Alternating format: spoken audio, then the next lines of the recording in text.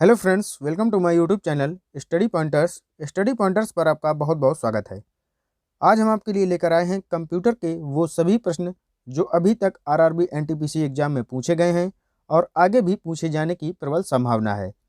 तो वीडियो को ध्यान से देखिएगा और साथ ही साथ वीडियो को लाइक और शेयर भी करते चलिएगा। और चैनल पर अगर आप नए हैं तो सब्सक्राइब करें और बेल आइकॉन को प्रेस करें ताकि आने वाली वीडियो का नोटिफिकेशन आपको सबसे पहले मिल सके। तो चलिए शुरू करते हैं आज का इम्पोर्टेंट लेक्चर और देखते हैं पहला क्वेश्चन। तो पहला क्वेश्चन आपसे पूछा गया है कि कंप्यूटर के आविष्कारक कौन हैं।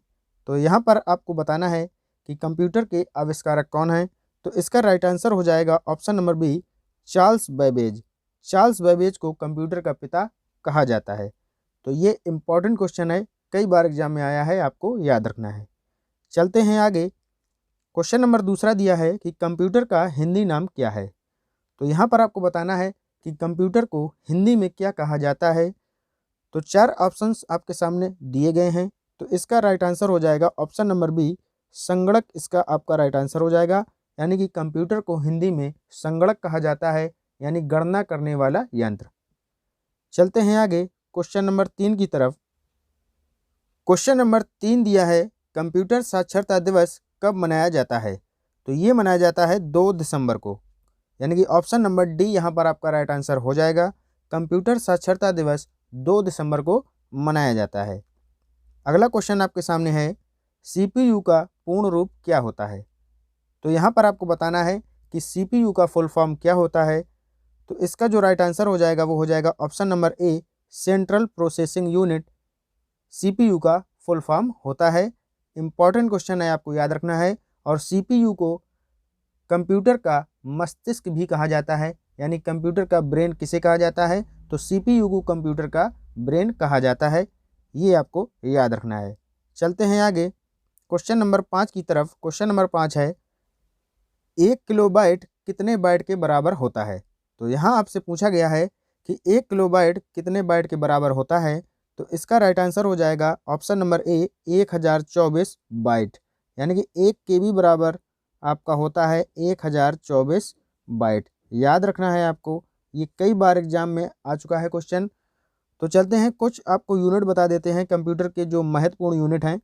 ये आपके सामने चार्ट दिया गया है, इसका आप स्क्रीनशॉट जरूर ले लें और इसे एग्जाम में जाने से पहले ज़रूर देख कर जाएँ, क्योंकि यहाँ से आपके एक क्वेश्चन 100% श्योर मिलने वाला है।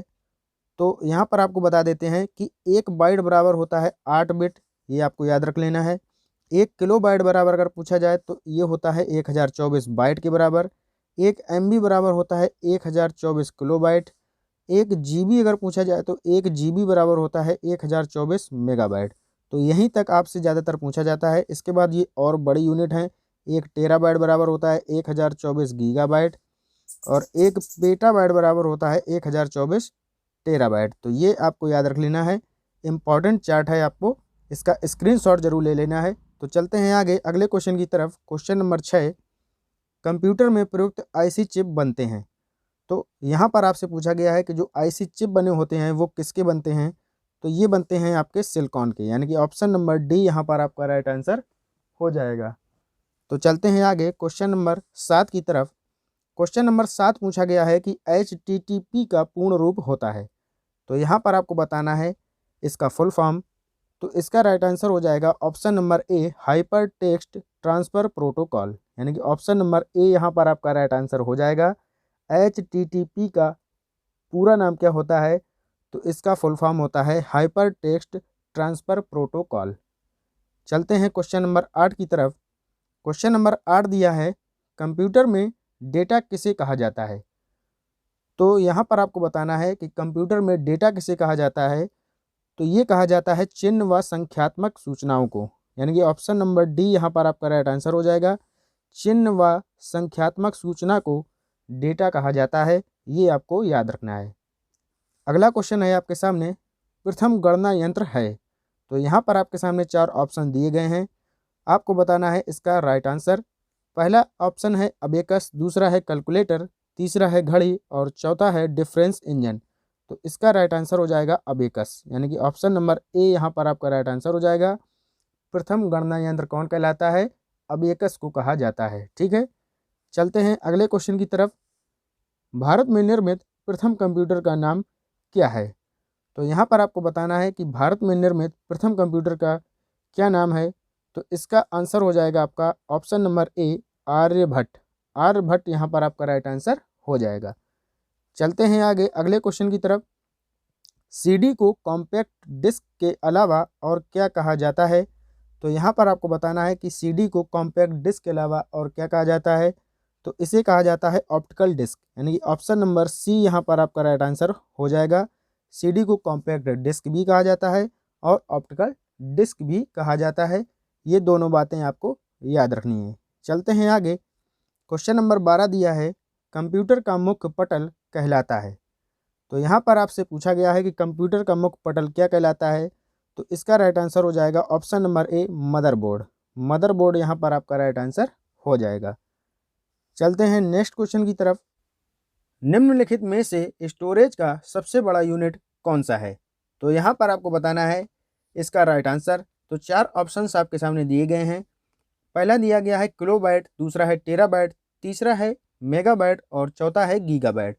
तो यहाँ पर अगर देखा जाए तो किलोबाइट से तो बड़ा आपका हो जाएगा मेगाबाइट, और मेगाबाइट से बड़ा यहाँ पर हो जाएगा आपका गीगाबाइट, और अगर सबसे बड़े की बात करें तो गीगाबाइट से बड़ा हो जाएगा आपका टेराबाइट। तो इसका जो राइट आंसर हो जाएगा वो हो जाएगा ऑप्शन नंबर बी, टेराबाइट यहाँ पर सबसे बड़ा यूनिट दिया गया है।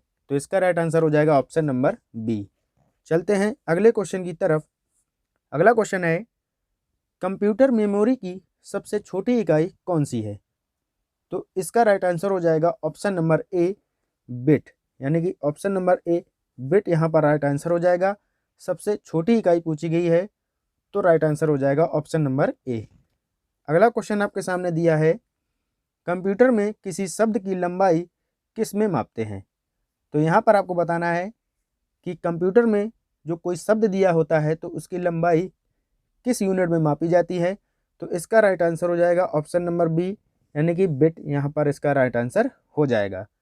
चलते हैं क्वेश्चन नंबर 16 की तरफ। क्वेश्चन नंबर 16 दिया है, कंप्यूटर की भौतिक इकाई कहलाती है। तो यहाँ पर इकाई नहीं होगा, इकाई की जगह यहाँ पर होगा बनावट। क्या हो जाएगा? बनावट। तो ये गलत प्रिंट है। तो ये क्वेश्चन है, कंप्यूटर की भौतिक बनावट कहलाती है।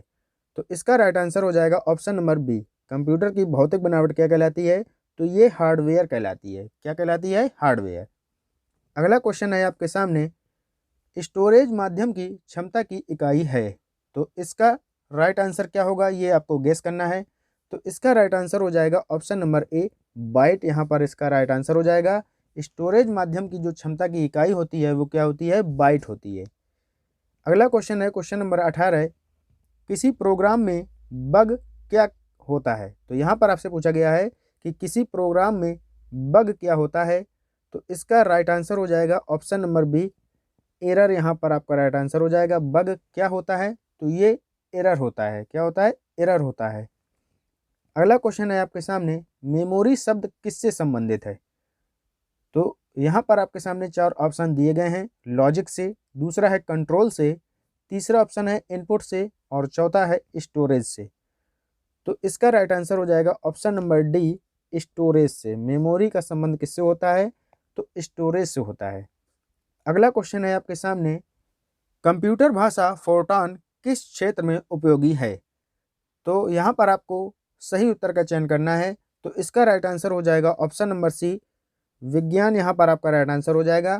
तो फोर्ट्रान भाषा जो है वो विज्ञान क्षेत्र में उपयोगी है।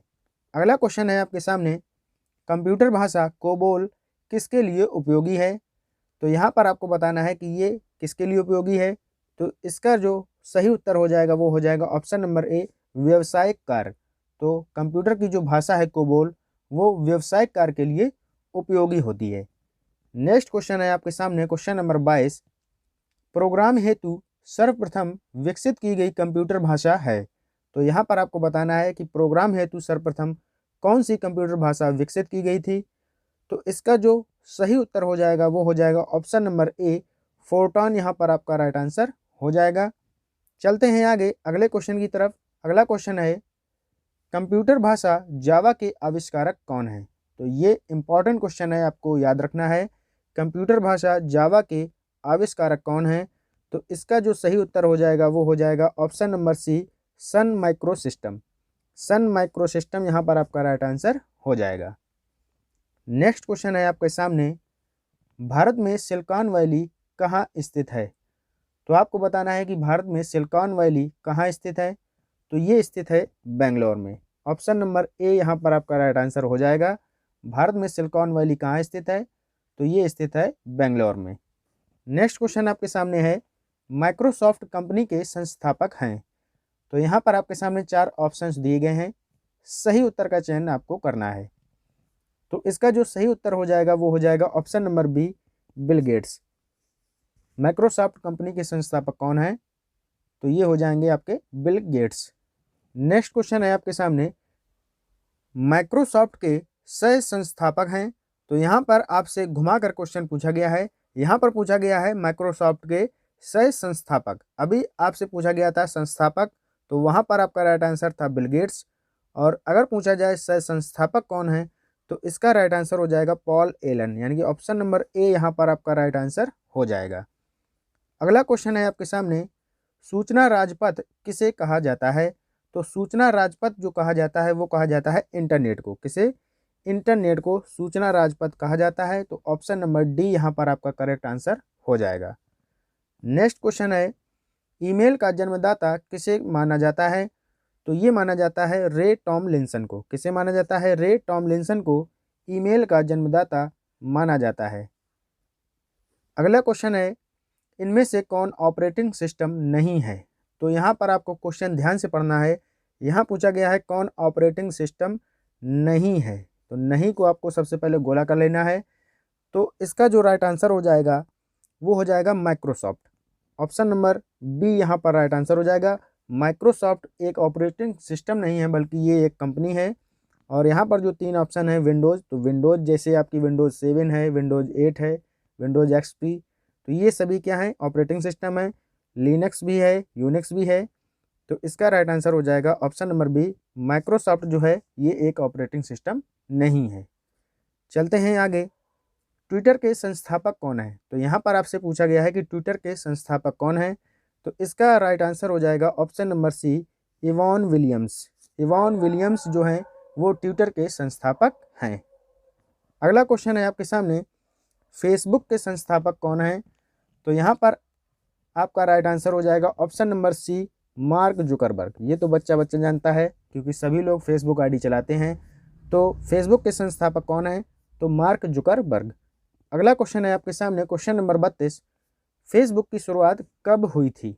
तो यहाँ पर आपसे ये क्वेश्चन एग्जाम में कई बार पूछा जा चुका है, तो इसको आपको याद कर लेना है।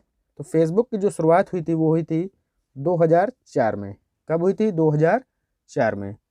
चलते हैं आगे, अगला क्वेश्चन है, कंप्यूटर वायरस क्या है? तो यहाँ पर आपको बताना है कि कंप्यूटर वायरस क्या है। तो इसका राइट आंसर हो जाएगा ऑप्शन नंबर सी, सॉफ्टवेयर। क्या है? सॉफ्टवेयर। नेक्स्ट क्वेश्चन आपके सामने है, www के संस्थापक कौन है? अगर बात करें www की, तो इसका फुल फॉर्म होता है वर्ल्ड वाइड वेब। और इसके संस्थापक की बात करें तो इसके जो संस्थापक हैं वो हैं टिम बर्नर्स-ली, यानी कि ऑप्शन नंबर बी यहाँ पर आपका राइट आंसर हो जाएगा। टिम बर्नर्स-ली यहाँ पर आपका राइट आंसर हो जाएगा। चलते हैं आगे अगले क्वेश्चन की तरफ, अनुपम क्या है? यहाँ पर पूछा गया है अनुपम क्या है? तो ये जो है एक सुपर कंप्यूटर है। क्या है? एक सुपर कंप्यूटर है अनुपम। ये आपको याद रख लेना है, इम्पॉर्टेंट क्वेश्चन है। अगला क्वेश्चन है आपके सामने, भारत में सर्वप्रथम दिखाई देने वाला कंप्यूटर वायरस कौन सा है? तो ये हो जाएगा option number A, C Brain. Option number A, C Brain यहाँ पर राइट आंसर हो जाएगा। नेक्स्ट क्वेश्चन है, लॉजिक गेट क्या है? तो यहाँ पर आपसे पूछा गया है कि लॉजिक गेट क्या है। तो इसका राइट आंसर हो जाएगा, ये जो है एक प्रकार का सर्किट है। क्या है? एक प्रकार का ये सर्किट है। अगला क्वेश्चन है क्वेश्चन नंबर 38, टैली सॉफ्टवेयर का प्रयोग किस काम के लिए किया जाता है? तो यहाँ पर आपसे पूछा गया है कि टैली सॉफ्टवेयर का प्रयोग हम किस कार्य के लिए करते हैं। तो 4 ऑप्शन दिए गए हैं। पहला है DTP, दूसरा है संचार, तीसरा है नेटवर्किंग और चौथा है अकाउंटिंग। तो इसका राइट आंसर हो जाएगा ऑप्शन नंबर डी, अकाउंटिंग के रूप में इसका प्रयोग किया जाता है। तो यहाँ पर राइट आंसर हो जाएगा ऑप्शन नंबर डी। अगला क्वेश्चन है आपके सामने, माइक्रोसॉफ्ट का कार्यालय है। तो माइक्रोसॉफ्ट का जो कार्यालय है वो है आपका सिएटल में। कहाँ पर है? ऑप्शन नंबर सी, सिएटल में। अगला क्वेश्चन है, कंप्यूटर की स्थायी स्मृति को क्या कहते हैं? तो स्मृति मतलब होता है मेमोरी। तो कंप्यूटर की स्थायी स्मृति को क्या कहा जाता है? तो इसे कहा जाता है रोम, यानी कि ऑप्शन नंबर बी यहाँ पर आपका राइट आंसर हो जाएगा। तो ये थे 40 इंपॉर्टेंट महत्वपूर्ण क्वेश्चंस जो हमने आपके साथ डिस्कस किए। अब चलते हैं कुछ फुल फॉर्म की तरफ, जो कि बहुत ही इंपॉर्टेंट होने वाले हैं, हमारे एग्जाम में कई बार पूछे जाते हैं। मोस्ट इंपॉर्टेंट फुल फॉर्म्स हम लेकर आए हैं। कंप्यूटर के जो महत्वपूर्ण क्वेश्चंस यहाँ से बनते हैं वो सभी हम यहाँ पर अब डिस्कस करने वाले हैं। तो पहला है रैम, यानी कि इसका जो फुल फॉर्म हो जाएगा रैम का, वो हो जाएगा random access memory, random access memory, ठीक है। दूसरा है रोम, तो इसका जो फुल फॉर्म होता है वो होता है रीड ओनली मेमोरी। ये भी दोनों क्वेश्चन बहुत इंपॉर्टेंट हैं, आपको भूलना नहीं है। नेक्स्ट है सीपीयू, तो इसका फुल फॉर्म होता है सेंट्रल प्रोसेसिंग यूनिट। अगला है कोबोल, तो इसका फुल फॉर्म हो जाएगा आपका common business oriented language, common business oriented language COBOL का फुल फॉर्म हो जाएगा। चलते हैं आगे। नेक्स्ट दिया है CAD, तो इसका फुल फॉर्म हो जाएगा कंप्यूटर एडेड डिजाइन। नेक्स्ट दिया है CD रोम, तो CD रोम का फुल फॉर्म हो जाएगा computer disk read only memory. ये तो आपको पहले ही पता था, रोम का रीड ओनली मेमोरी, इसमें CD और जोड़ दिया गया है, तो computer disk read only memory इसका फुल फॉर्म हो जाएगा। अगला है CD, तो बिल्कुल सिंपल है, कॉम्पैक्ट डिस्क, ये आपका इसका राइट आंसर हो जाएगा। अगला है DVD, तो DVD का फुल फॉर्म हो जाएगा डिजिटल वर्सटाइल डिस्क। क्या हो जाएगा? Digital versatile disk. चलते हैं आगे। अगला दिया है ईमेल, तो ईमेल का फुल फॉर्म हो जाएगा इलेक्ट्रॉनिक मेल, बिल्कुल सिंपल है। नेक्स्ट है फोर्ट्रान, तो फोर्ट्रान का हो जाएगा फार्मूला ट्रांसलेशन। क्या हो जाएगा? Formula translation. नेक्स्ट दिया है FTP, तो FTP का जो फुल फॉर्म हो जाएगा वो हो जाएगा फाइल ट्रांसफ़र प्रोटोकॉल। क्या हो जाएगा? File transfer protocol. नेक्स्ट है GSM, तो GSM का फुल फॉर्म होता है global system for mobile communication, ठीक है। ये आपको सभी याद कर लेने हैं, भूलना नहीं है, इंपॉर्टेंट है आपके एग्जाम के लिए। नेक्स्ट है HTML, HTML का फुल फॉर्म हो जाएगा hyper text markup language, hyper text markup language. अगला दिया है HTTP, तो हाइपर टेक्स्ट ट्रांसफ़र प्रोटोकॉल, ये आपको हम बता चुके हैं पहले ही। नेक्स्ट है LCD, तो LCD का फुल फॉर्म हो जाएगा लिक्विड क्रिस्टल डिस्प्ले। क्या हो जाएगा? Liquid crystal display. नेक्स्ट है PDF, ये इंपॉर्टेंट है, तो इसका हो जाएगा portable network format, portable network format PDF का फुल फॉर्म हो जाएगा। चलते हैं आगे। अगला दिया है पैन, तो पैन का हो जाएगा पर्सनल एरिया नेटवर्क। नेक्स्ट है सिम, तो सिम का फुल फॉर्म हो जाएगा सब्सक्राइबर आइडेंटिफिकेशन मॉड्यूल। अगला दिया है URL, तो URL का हो जाएगा यूनिफॉर्म रिसोर्स लोकेटर। नेक्स्ट है USB, तो USB का बिल्कुल सिंपल है यूनिवर्सल सीरियल बस। चलते हैं आगे। अगला है वाईफाई, तो वाईफाई का फुल फॉर्म हो जाएगा वायरलेस फिडिलिटी। क्या हो जाएगा? Wireless fidelity. नेक्स्ट है WWW, तो इसका हो जाएगा वर्ल्ड वाइड वेब, अभी आपको बताया चुके हैं। नेक्स्ट दिया है SMS, तो SMS का हो जाएगा शॉर्ट मैसेज सर्विस। अगला दिया है WAN, तो WAN का हो जाएगा वर्चुअल एरिया नेटवर्क, ये भी सिंपल है। चलते हैं आगे। अगला है OMR, OMR का हो जाएगा ऑप्टिकल मार्क रीडर। नेक्स्ट है OS, तो OS का हो जाएगा ऑपरेटिंग सिस्टम। अगला है ATM, तो ATM का होता है automatic teller machine, automated teller machine, यहाँ पर इसका राइट आंसर हो जाएगा। नेक्स्ट है GPS, तो GPS का फुल फॉर्म हो जाएगा ग्लोबल पोजिशनिंग सिस्टम। क्या हो जाएगा? Global positioning system. चलते हैं आगे। अगला है गूगल, तो गूगल का जो हो जाएगा फुल फॉर्म वो हो जाएगा global organisation of oriented group language of earth. Next है KYC, तो KYC का फुल फॉर्म हो जाएगा नो योर कस्टमर। क्या हो जाएगा? Know your customer. अगला है मॉडम, तो मॉडम का जो फुल फॉर्म हो जाएगा मॉडुलेटर डीमॉडुलेटर। क्या हो जाएगा? मॉडुलेटर डीमॉडुलेटर, ठीक है। तो ये थे कुछ महत्वपूर्ण फुल फॉर्म्स जो हमने आपके साथ डिस्कस किए। इस वीडियो को देखने के बाद आपका कंप्यूटर का क्वेश्चन इस वीडियो से बाहर नहीं जाएगा, ये मेरी गारंटी है। तो वीडियो अच्छा लगा हो तो लाइक और शेयर जरूर कर देना और मिलते हैं नेक्स्ट वीडियो में। तब तक के लिए good bye, have a nice day. जय हिंद, जय भारत।